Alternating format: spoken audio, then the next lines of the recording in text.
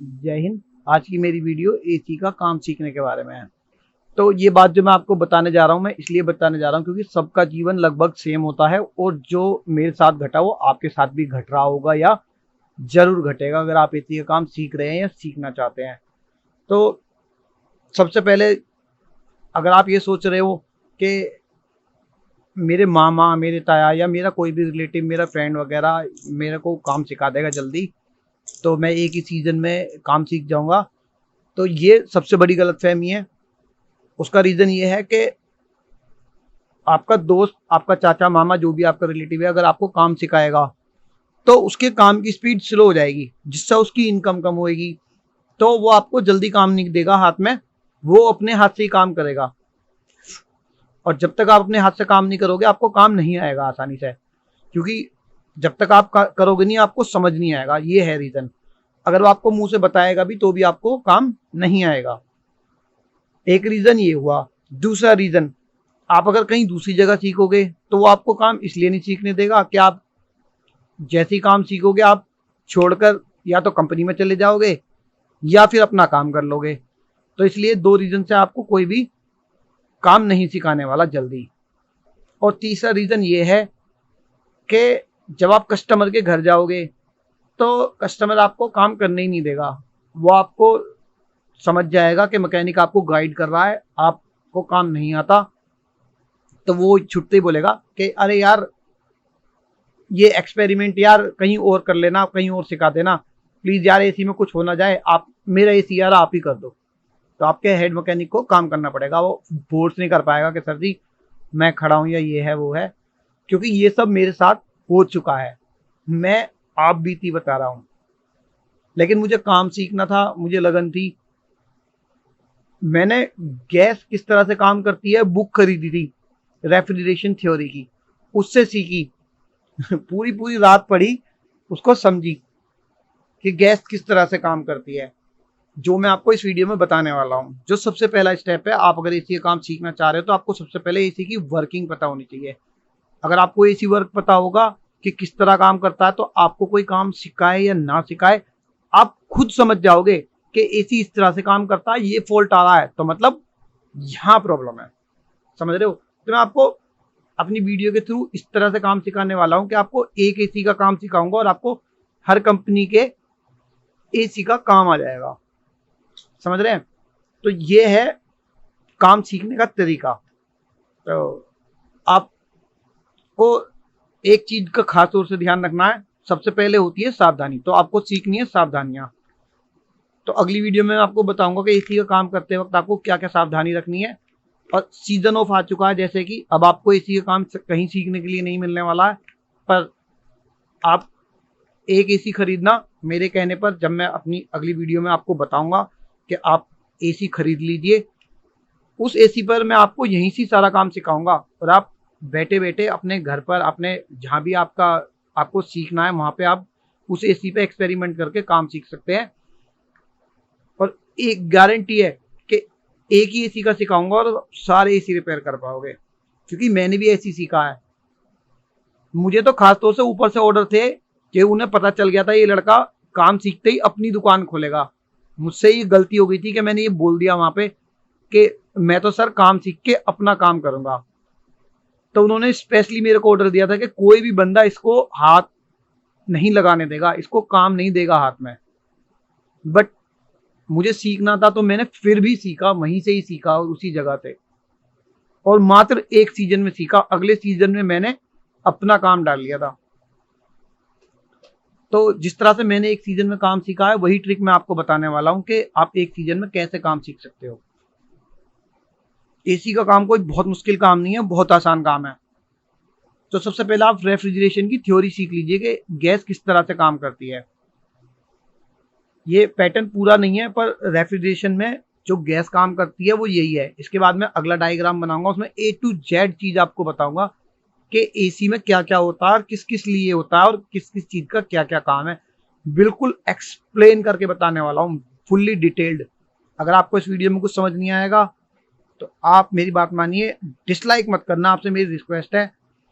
आप नीचे कमेंट करना कि सर जी मेरे को ये समझ नहीं आया। समझ रहे हो? तो मैं आपको रिप्लाई करूंगा। अगर मुझे लगेगा रिप्लाई में नहीं समझा पा रहा हूं तो आपको मैं वीडियो बनाकर उसका लिंक भेजूंगा कि सर जी ये वीडियो मैंने आपके लिए बनाई है, आप यहां से समझ लीजिए। तो आप सबसे पहले मेरी ये वीडियो देख लीजिए कि गैस काम कैसे करती है। पहले जानते हैं वो कौन से पार्ट हैं जो एसी को कूलिंग बनाने के लिए सहायक होते हैं, जिनकी आवश्यकता होती है कूलिंग बनाने के लिए। कूलिंग बनाने के लिए हमें मशीन में 6 पार्ट्स की ज़रूरत होती है। इनमें सबसे पहला पार्ट होता है हमारा कंप्रेसर, और दूसरा पार्ट होता है हमारा रेफ्रिजरेंट जिसे हम गैस कहते हैं, और तीसरा होता है कंडेंसर, और चौथा है हमारा फ़ैन, पांचवा है हमारा कैपिलरी या एक्सपेंशन वाल्व, और छठा है हमारा एवोपरेटर मतलब कूलिंग कोयल या फिर कूलिंग कंडेंसर। तो ये वो 6 मेन पार्ट है जिनसे कूलिंग बनाई जाती है, जिनका उपयोग कूलिंग बनाने के लिए करा जाता है। अब यहाँ से हम एक चार्ट के ज़रिए देखते हैं कि ये सब पार्ट्स जो हैं किस तरह से काम करते हैं। तो यहाँ ये हमारा वो चार्ट है जिसके ज़रिए हम समझने वाले हैं कूलिंग किस तरह से होती है। तो ये है डायग्राम कूलिंग के प्रिंसिपल का। इसमें मैंने 6 आइटम जो है अपने दिखाए हुए हैं, तो मैं बता देता हूँ। ये हमारा कंप्रेसर है पहला आइटम, और ये रेफ्रिजरेंट है हमारा दूसरा आइटम, जो कि पूरे एसी में हर जगह पर होती है। जितने भी पाइप एसी के अंदर लगे हैं सबके अंदर ये गैस जो है घूम रही होती है। उसके बाद तीसरा पार्ट है हमारा कंडेंसर, ये हमारा कंडेंसर है ये। और उसके बाद चौथा था हमारा फ़ैन। फ़ैन डबल साइडेड होता है या दोनों तरफ लगाना पड़ता है, तो ये हो गया फ़ैन। और पांचवा है हमारा कैपिलरी, और छठा है हमारा एवोपरेटर जिसे लोग कूलिंग कोयल और कंडेंसर भी कहते हैं, कूलिंग कंडेंसर।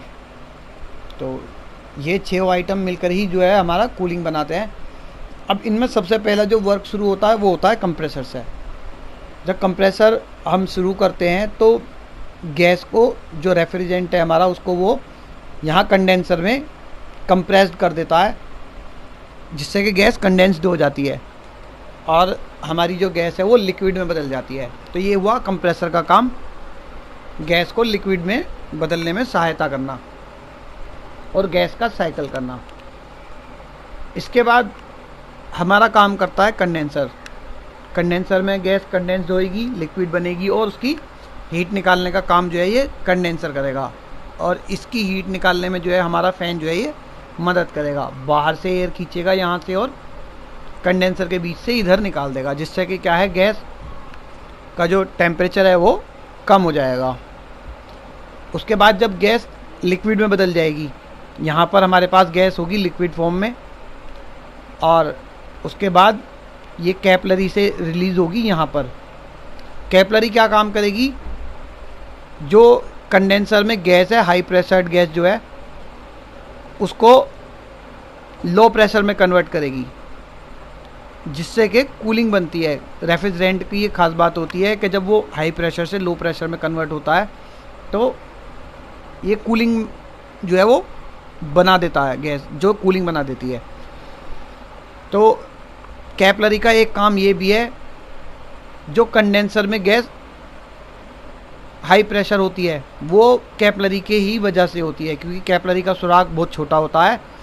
कंप्रेसर के ज़रिए जो कंडेंसर में गैस भेजी गई है वो कैपिलरी का साइज छोटे होने की वजह से पूरी तरह रिलीज़ नहीं होती, बहुत कम मात्रा में रिलीज़ होती है, जिससे कि क्या होता है, गैस पीछे कंडेंसर में ही इकट्ठी होती रहती है, जमा होती रहती है। क्योंकि कंप्रेसर गैस ज़्यादा मात्रा में भेजता है और कैपिलरी उसको बहुत कम मात्रा में रिलीज़ करती है, जिससे कि क्या होता है, वो कंडेंसर में कंप्रेस हो जाती है, कंडेंस्ड हो जाती है, मतलब हाई प्रेशर्ड हो जाती है। और इसको करने में जो है ये कैपिलरी ही मदद करती है, इसी वजह से वो लिक्विड में बदल जाती है। तो कैपिलरी का ये काम भी, जो कंप्रेसर का ये काम है लिक्विड बनाने वाला गैस को, ये कैपिलरी इसमें मदद करती है इस काम में। इसके बाद हमारा रेफ्रिजरेंट जो लिक्विड फॉर्म में है वो कैपिलरी से रिलीज़ होके फाइनली एवोपरेटर में पहुंचेगा, और जब वो एवोपरेटर में पहुंचेगा तो वो बहुत चिल्ड हो चुका होगा, जिससे क्या है, एवोपरेटर जो है हमारा वो बिल्कुल ठंडा हो जाएगा। जब गैस हमारी इसमें आ जाएगी और ये एवोपरेटर हमारा जो है ठंडा हो जाएगा। फिर हमारे फैन जो है यहाँ से वर्क शुरू करेगा। यहाँ से ये गर्म हवा को लेगा अंदर यहाँ और इस तरफ से डिस्चार्ज कर देगा उसको ठंडी करके। जो हवा की गर्मी है वो हमारे गैस में आ जाएगी, जिससे क्या होगा, जो हमारी गैस है वो लिक्विड की फॉर्म की बजाय अब वेपर में बदल जाएगी, मतलब भाप बन जाएगी, गैस बन जाएगी। अब वो लिक्विड नहीं रहेगी, जिससे कि क्या है, गैस का जो टेम्परेचर है वो बढ़ जाएगा, गैस गर्म हो जाएगी। लेकिन मैं बता दूं, गैस इतनी गर्म नहीं होगी जितना हम सोच रहे हैं, बट लेकिन उसका टेम्परेचर जो है वो चेंज हो जाएगा। रहेगी तो वो ठंडी ही, बट लेकिन उसे हीटेड फॉर्म मान लेते हैं गैस की, क्योंकि उसमें क्या होता है, वो वेपर में बदल चुकी होती है, इसलिए उसको गर्म मान लेते हैं। क्योंकि ये जो गैस है काफ़ी माइनस, मतलब बहुत ठंडे मौसम में भी जो है ये वेपर का रूप ले लेती है, इसलिए उसको गर्म गैस मान लेते हैं। वही गैस जो वेपर फॉर्म है यहाँ से होते हुए हमारे वापस कंप्रेसर में आ जाएगी। कंप्रेसर उसको सक कर लेगा और वापस से डिस्चार्ज कर देगा कंडेंसर के लिए। तो ये इसी तरह से ये साइकिल होता रहता है और जो है हमारी जो है वो कूलिंग बनती रहती है। तो ये वो पार्ट हैं जो कूलिंग बनाने में हमारी मदद करते हैं। बाकी जो इक्विपमेंट एसी में लगे होते हैं वो इन सब चीज़ों को कंट्रोल करने के लिए लगे होते हैं, जैसे रूम का टेम्परेचर मैनेज करना, मोटर की स्पीड मैनेज करना। तो आप समझ ही चुके हैं, मेनली पीसीबी का काम तो केवल यूनिट को कंट्रोल करने का है। जितने भी डिवाइसेस यूनिट में लगे हैं उन सबको पीसीबी सिर्फ कंट्रोल करती है। मेनली ये वो 6 पार्ट हैं जो कूलिंग बनाते हैं, इनके बिना कूलिंग नहीं बनाई जा सकती है। इन पार्ट्स की फॉर्म तो चेंज हो सकती है, बट लेकिन उनकी क्रिया यही रहेगी, जो काम करेंगे वो यही करेंगे। जैसे कैपिलरी की बजाय एक्सपेंशन वाल्व भी लगा लेते हैं, उसमें भी कूलिंग बन जाती है। एक्सपेंशन वाल्व में क्या होता है कि बस उसका साइज़ घटता बढ़ता रहता है ज़रूरत के अनुसार। कैपिलरी का एक जैसा साइज़ रहता है, वो घटता बढ़ता नहीं है। तो इस सब में मेनली जो क्रिया हमारी हुई है, जिस पे वर्क हुआ है, वो है हमारी गैस। तो एक बार फाइनली मैं बता देता हूँ, इसमें गैस पे ही जो है सारा प्रोसेस हमारा हुआ है। कंप्रेसर ने गैस को कंप्रेस करा, मतलब जो है वो हमारा गैस को कंप्रेस्ड होने से है, जिससे कि वो लिक्विड में बदल सके। ठीक। दूसरा, कैपिलरी ने करा हाई प्रेशर से लो प्रेशर में, ये भी गैस पे हुआ प्रोसेस। तो गैस जब हाई प्रेशर से लो प्रेशर में होएगी, कूलिंग बनाएगी, ये भी सारा प्रोसेस जो है वो गैस का है। इसके बाद जो गैस है हमारी, वो पूरे एवोपरेटर को ठंडा कर देगी और एवोपरेटर के अंदर से निकलने वाली एयर के थ्रू जो है वो गर्म होके वेपर बन जाएगी। और जो गैस फॉर्म में वो आने के बाद, वेपर बनने के बाद, तो इस वीडियो में शायद आप समझ गए होंगे कि और कंप्रेसर में जाने के बाद वो कूलिंग का जो से सिद्धांत है वो कंप्रेसर उसको कंडेंसर में भेज देगा। गैस हमारी किस तरह से कूलिंग बनाती है, कंप्रेस्ड होगी। तो इस सब में जो चल रहा है ना प्रोसेस, वो सिर्फ गैस का हो रहा है। गैस पीछे जा रही है, कंप्रेस्ड हो रही है, लिक्विड बन रही है। तो आप फिर लो प्रेशर होके कि मेरी क्या बात है जो आपको कंडेंसर में जा रही है, समझ नहीं आई है, वहाँ पे वो वेपर बन रही है, दोबारा से उसको डिफाइन करने की कोशिश क्रिया बार बार हो रही है, जिससे कि कूलिंग बन रही है, वो आपको समझ में आ जाए। तो मेनली इसमें जो ये सब डिवाइसेस लगे हैं, गैस को ही कंट्रोल वीडियो करने के लिए लगे हैं। काफी डिटेल से वीडियो डालूं, कूलिंग बना रहे हैं, आप लोग समझ जाए। अब मेरी बात समझ गए, जैसे कि मैंने जो फंडा इतना सारा बारे में बता दिया, कंप्रेसर का क्या रोल है, तीन तरह का काम गैस को प्रोसेस करने के लिए, कैपिलरी जो 3-4 तरह के काम कर रही है वो बता दिया, कंडेंसर का भी बता दिया है। तो कहीं गर्म से कूलिंग कोयल, जिसको एवोपरेटर बोलते हैं, उसका भी मैंने आपको अच्छे से बता दिया है, फैन का भी बता दिया है। इसी तरह से हमारा जो एसी है, फ्रिज है, गुजारिश है कि आप बड़े-बड़े चिलर प्लांट हैं, सभी कुछ में देखने में यही फंडा चलता है, इसको बनाने में प्रिंसिपल जो है कई बार पूरे दिन निकल जाते हैं, लागू होता है हमारा। तो इसी के थ्रू आपसे रिक्वेस्ट है कि कम से कम डिसलाइक तो ना करें, फॉर्म बदलती रहती हैं डिवाइसेस की। तो अगर आपको ये वीडियो अच्छी लगी हो और समझ में आई हो तो आप मुझे कमेंट करके थैंक्स कर सकते हैं, लाइक भी कर सकते हैं। अगर कोई कमी रह गई है, आपको समझने में कुछ दिक्कत हुई है, तो आप दोबारा से नीचे कमेंट कर दीजिए, मैं इसको और अच्छे से बनाने की कोशिश करता हूँ। या आपका जो सवाल है, जो आपको समझ नहीं आया, वो आप नीचे ज़रूर मुझे कमेंट करके बताएं कि क्या गलती हुई है, जिससे कि मैं अगली वीडियो में वो सुधार के आपको दोबारा बता सकूं।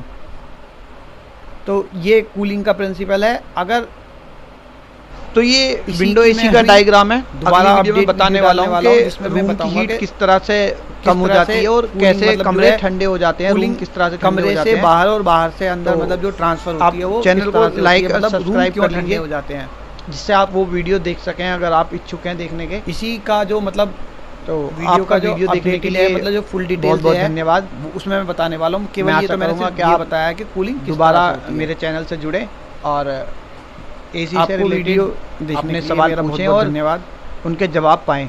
तो आपका एक बार फिर से वीडियो देखने के लिए बहुत बहुत धन्यवाद।